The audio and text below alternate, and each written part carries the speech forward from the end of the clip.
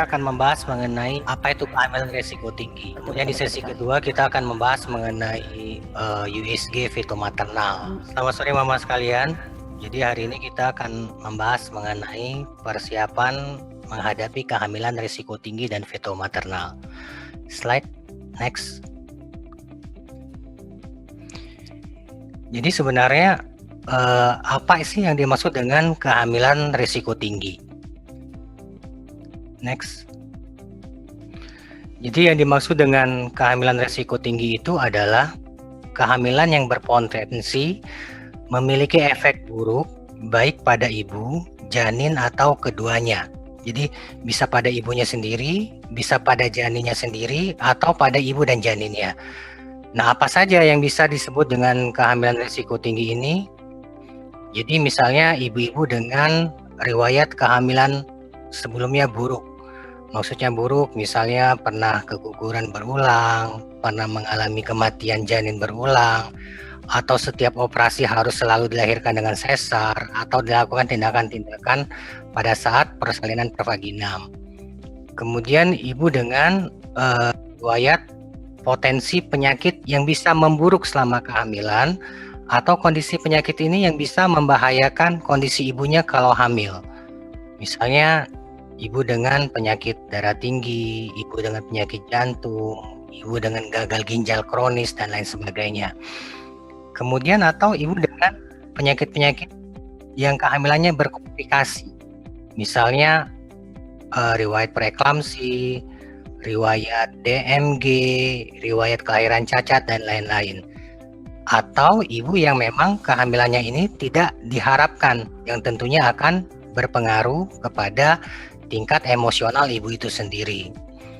Nah, khusus kehamilan risiko tinggi ini kita harus memberi perhatian lebih ya. Kalau bisa perhatian itu sudah dilakukan pada saat kondisi prakonsepsi. Jadi jangan sudah hamil baru kita mencari-cari faktor penyebabnya apa, tapi yang lebih bagus adalah mempersiapkan kehamilan ini sedini mungkin. Next. Nah, kondisi seperti apa yang dikatakan mama mengalami kehamilan risiko tinggi? Jadi yang tadi saya katakan ibu hamil yang memerlukan dilakukan suatu prosedur khusus pada awal kehamilan untuk mendiagnosis atau mengobati kehamilannya tersebut. Misalnya ibu dengan kelainan resus. Pada ibu-ibu dengan kelainan resus tentunya harus dilakukan pemberian obat-obatan di awal kehamilan untuk mencegah kejadian resus incompatibility. Kemudian ada imun hidrops, yaitu bayinya bengkak di awal kehamilan, atau bayi-bayi dengan adanya obstruksi saluran kemih. Jadi pada awal kehamilan memang sudah harus dilakukan tata laksana khusus untuk mengurangi sumbatan saluran kemih pada janinnya tersebut. Atau bayi-bayi yang membutuhkan pemeriksaan kromosom. Kemudian yang dikatakan hamil risiko tinggi itu adalah ibu hamil yang memiliki kondisi medis yang mungkin memburuk selama kehamilan atau menimbulkan komplikasi pada kehamilannya. Misalnya tadi saya katakan ibu dengan riwayat kelainan jantung, ibu dengan sakit gula, ibu dengan gagal ginjal, ibu dengan riwayat kejang, dan lain sebagainya. Next. Kemudian kondisi apa lagi yang bisa dikatakan bahwa kehamilan itu adalah risiko tinggi? Jadi yang tadi misalnya kehamilan sebelumnya itu selalu tidak baik dalam arti kata ibunya selalu melahirkan anak prematur, ibunya selalu mengalami kematian janin berulang, ibunya selalu mengalami ketuban pecah pada usia kehamilan beberapa minggu, atau selalu dengan persalinannya dengan tindakan atau dengan tindakan operasi, atau memang ibu-ibu ini memiliki komplikasi kehamilan sebelumnya, misalnya preeklamsi, kehamilan kembar yang berkomplikasi, satu janinnya berkembang, satu janinnya enggak, atau ada gangguan pada mulut rahim dan lain sebagainya. Jadi sebenarnya kasus-kasus kehamilan risiko tinggi ini banyak sekali. Next. Terus bagaimana cara mendeteksi kehamilan risiko tinggi? Jadi intinya adalah anamnesis atau wawancara pertama pada dokter itu adalah sangat penting ya. Kita tahu bahwa dari anamnesis itu dokter akan menanyakan riwayat-riwayat yang pernah dialami sebelumnya. Nah, pada kondisi ini setidaknya ibu harus jujur menceritakan semua pengalaman atau riwayat-riwayat kehamilan sebelumnya. Nggak usah ditutup-tutupin, karena ini merupakan kunci yang paling penting untuk menentukan ini risiko tinggi atau tidak. Kemudian bisa dilakukan dengan pemeriksaan kondisi kesehatan ibu, mau pemeriksaan fisikal, pemeriksaan laboratorium, pemeriksaan yang lain-lain, dan baru dilakukan nanti dengan melakukan screening USG. Misalnya pada trimester pertama untuk mencari kelainan-kelainan kromosom, kelainan trimester kedua pertumbuhan janin, atau melakukan pemeriksaan hormonal berdasarkan indikasi medis, atau pemeriksaan-pemeriksaan yang sekarang sudah terkategori canggih, misalnya pemeriksaan NIPT atau pemeriksaan darah untuk melihat kromosom janin ada kelainan atau tidak. Next. Nah, untuk kehamilan risiko tinggi ini, apa yang harus dipersiapkan oleh seorang ibu ya? Seperti dijelaskan sebelumnya bahwa yang paling penting itu adalah kondisi prakonsepsi. Jadi maksudnya prakonsepsi itu sebelum hamil. Jadi kalau ibu itu memiliki penyakit-penyakit tertentu, katakanlah misalnya dia ada darah tinggi, ada sakit gula, ada gagal ginjal, penyakit-penyakit ini kalau bisa terkontrol terlebih dahulu sebelum dia hamil. Katakanlah misalnya dia sakit gula darahnya harus terkontrol terlebih dahulu sebelum hamil. Berat badannya harus turun terlebih dahulu, gula darahnya normal, baru dipersiapkan hamil. Kenapa? Karena kalau sudah hamil duluan, tapi kondisi penyakit-penyakit ini belum kita kontrol, ini akan memperberat proses kehamilannya nanti atau berpengaruh pada perkembangan janinnya. Kemudian selama hamil, kontrol dilakukan secara ketat. Jadi tidak bisa kontrolnya misalnya beberapa bulan sekali, karena kalau pada kasus-kasus tertentu sudah harus dievaluasi dengan ketat. Kemudian selama hamil harus memantau kondisi penyakit-penyakit penyerta tersebut.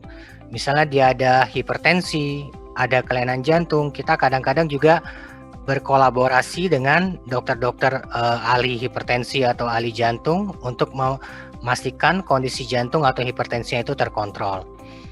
Kemudian juga mempersiapkan kondisi fisik sebaik mungkin. Ibu harus makan makanan bergizi, istirahat secara cukup, mengatur kenaikan berat badan, kemudian mempersiapkan yang paling penting adalah emosional dan ekonomi. Kenapa saya bilang emosional dan ekonomi? Karena pada kasus-kasus tertentu, tentunya biaya yang dibutuhkan juga tidak sedikit nantinya, terutama untuk bayi-bayi yang lahir masih di bawah usia prematur. Next.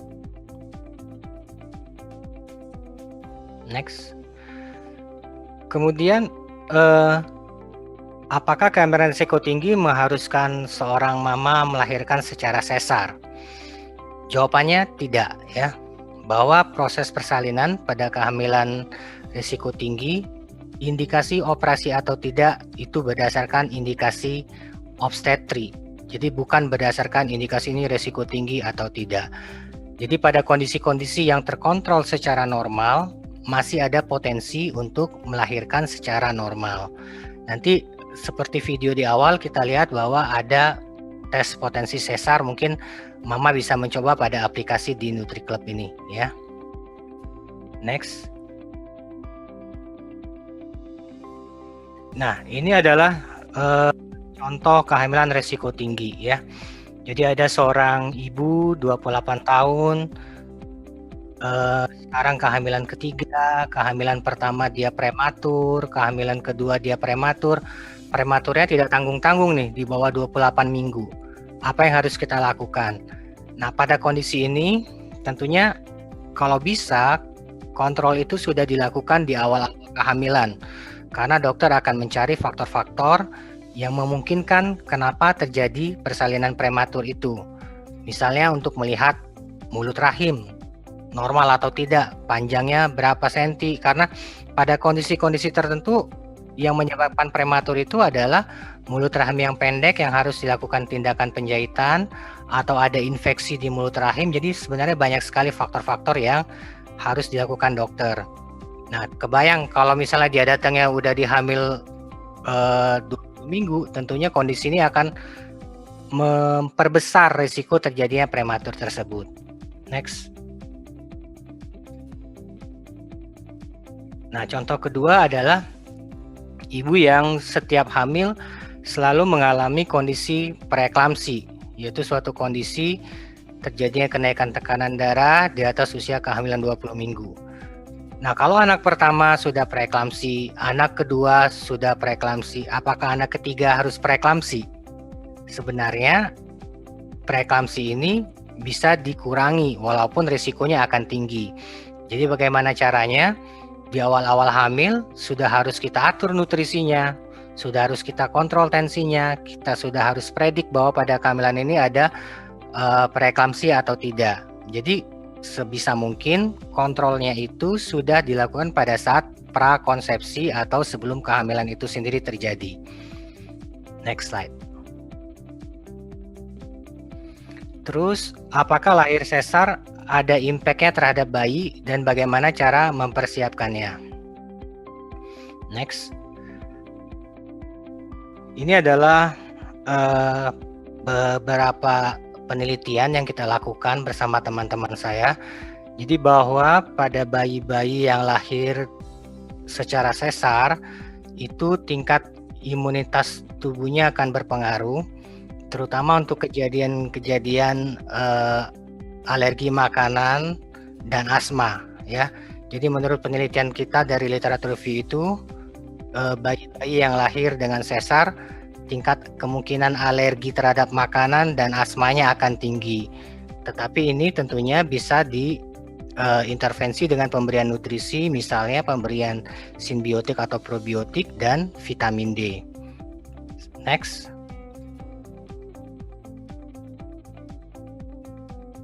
Nah, ini adalah beberapa penelitian yang mengatakan bahwa pada bayi yang lahir secara sesar itu memiliki perubahan pola kuman normal usus atau gut mikrobiota yang berdampak pada rendahnya imunitas si kecil. Next.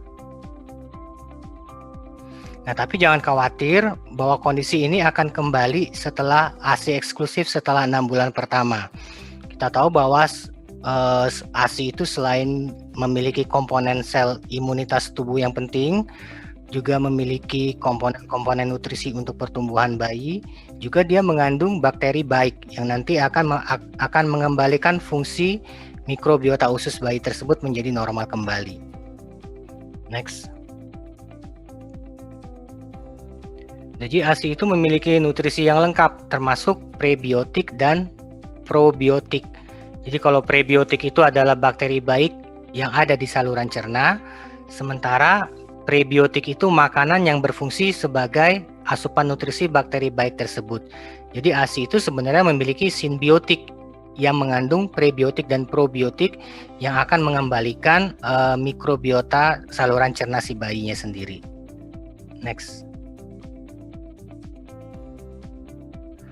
Nah, jadi fungsi simbiotik pada ASI tadi selain mampu mengembalikan mikrobiota usus, dia akan kembali meningkatkan imunitas atau daya tahan tubuh bayi. Nah, di sesi kedua ini kita akan membahas mengenai USG veto maternal, karena sekarang banyak sekali orang, wah USG veto, sebenarnya apa sih USG veto maternal itu? Oke, next. Jadi USG veto maternal itu mungkin ada maksudnya adalah USG yang dilakukan oleh seorang dokter obgyn konsultan veto maternal. Jadi di bidang kebidanan itu kita banyak sekali konsultan. Ada konsultan veto maternal ini yang lebih mendalami mengenai masalah kehamilan dan bayi-bayi beresiko tinggi. Kemudian ada endokrinologi itu yang misalnya mendalami masalah bayi tabung, ada masalah kanker, ada masalah saluran vagina dan lain sebagainya. Nah, yang veto maternal ini adalah dokter spesialis obgyn yang mendalami kasus-kasus kebidanan dan komplikasi-komplikasi kehamilan. Jadi kalau dikatakan apa itu USG veto maternal, tentunya adalah USG yang dilakukan oleh dokter obgyn yang sudah konsultan veto maternal.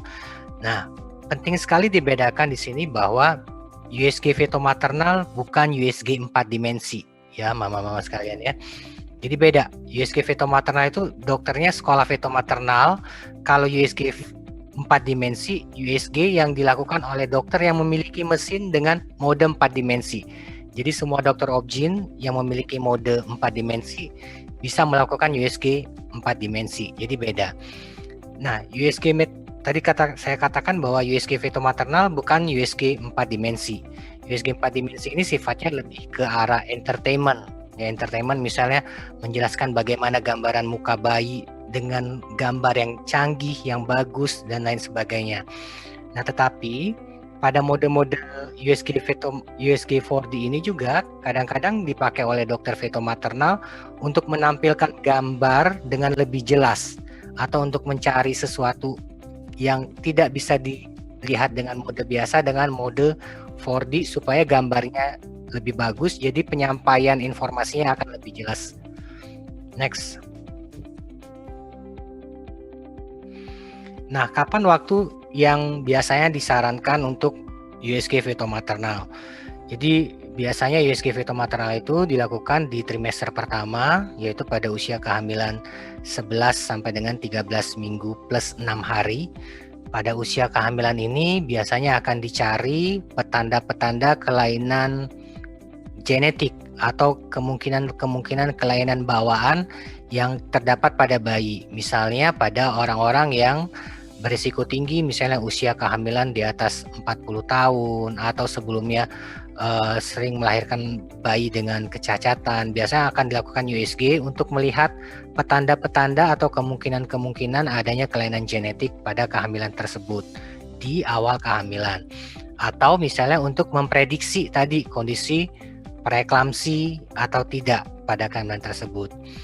Kemudian pada trimester kedua biasanya dilakukan pada usia kehamilan 22 sampai dengan 26 minggu. Jadi ini untuk melihat pertumbuhan normal atau perkembangan dari organ janin itu sendiri, atau berdasarkan indikasi rujukan dari dokter obgyn yang pengen mendapatkan advice dari dokter fetomaternal itu sendiri.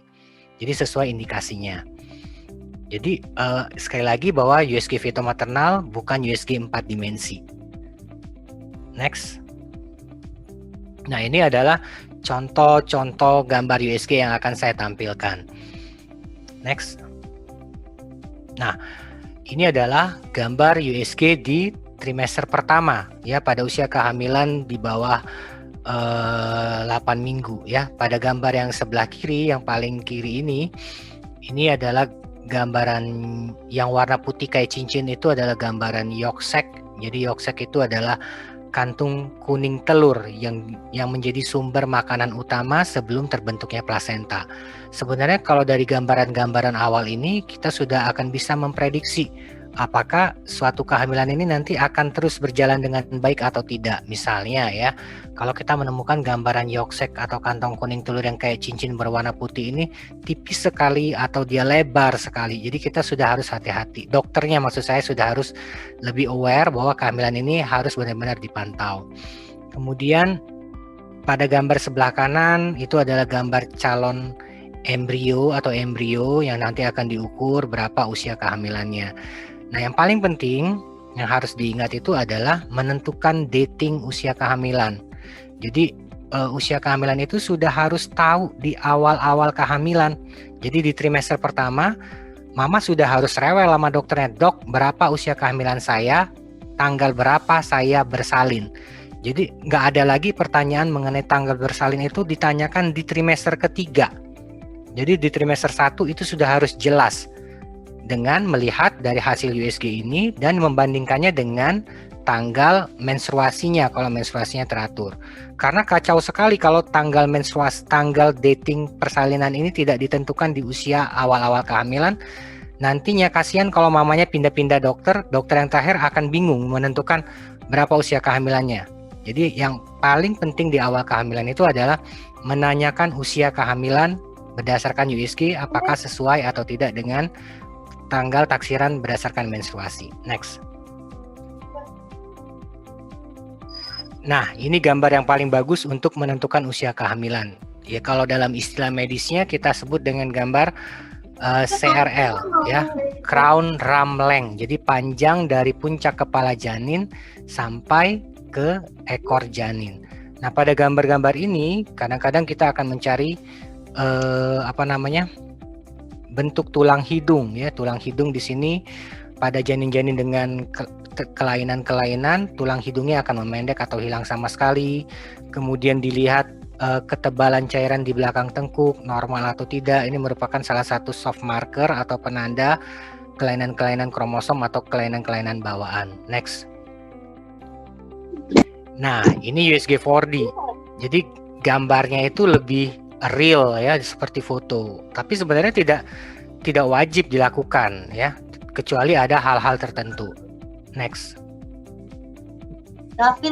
Nah, ini juga gambar 4D pada usia 16 minggu. Ini adalah gambaran tali pusar, ada kaki janin, ada kepala, ada telinga, ya. Next. Nah, ini gambar 4D, melihat muka gimana. Kadang-kadang kita bisa melihat janin ketawa, tangannya masuk ke dalam mulut dan lain sebagainya. Ini sebenarnya hanya bersifat entertainment. Next. Nah, tetapi pada kasus-kasus tertentu, misalnya ini ada beberapa kasus yang saya dapatkan, dokter menggunakan 4D itu untuk mendapatkan gambaran yang lebih jelas. Misalnya pada kasus ini yang ditulis Om Palokel ini, jadi dinding usus bayi itu tidak terbungkus dengan baik, akibatnya akan terjadi penonjolan dari organ saluran cerna keluar dari tubuh bayi. Ini dengan gambar 4D dia akan jelas sekali untuk menyampaikannya kepada pasien. Next. Nah, misalnya yang kayak gini, ini adalah gambaran bibir sumbing, ya. Kita lihat di sini, ini masih dengan gambaran 2 dimensi. Sebenarnya sudah jelas pada gambar sebelah kanan ini ada celah atau defek di bibir bayi. Tetapi dengan gambaran 4D, gambaran ini akan lebih jelas lagi. Coba slide berikutnya. Next. Nah, ini akan jelas sekali bahwa pada gambar tadi ada celah di bibir. Jadi sebenarnya gambar 4D ini pada trimester-trimester pertama dengan kelainan akan sangat membantu dokter untuk menjelaskan kepada keluarga pasien kemungkinan adanya kelainan pada janin tersebut, walaupun tidak wajib harus dikerjakan dengan 4D. Next. Ini gambar otak, ya, contoh gambar otak kecil yang sangat penting untuk menentukan usia kalau kita lupa menentukan usia di trimester pertama. Next. Nah, ini contoh juga gambaran kelainan bayi, ya. Jadi yang tadi yang bagian ususnya tidak tertutup dengan baik.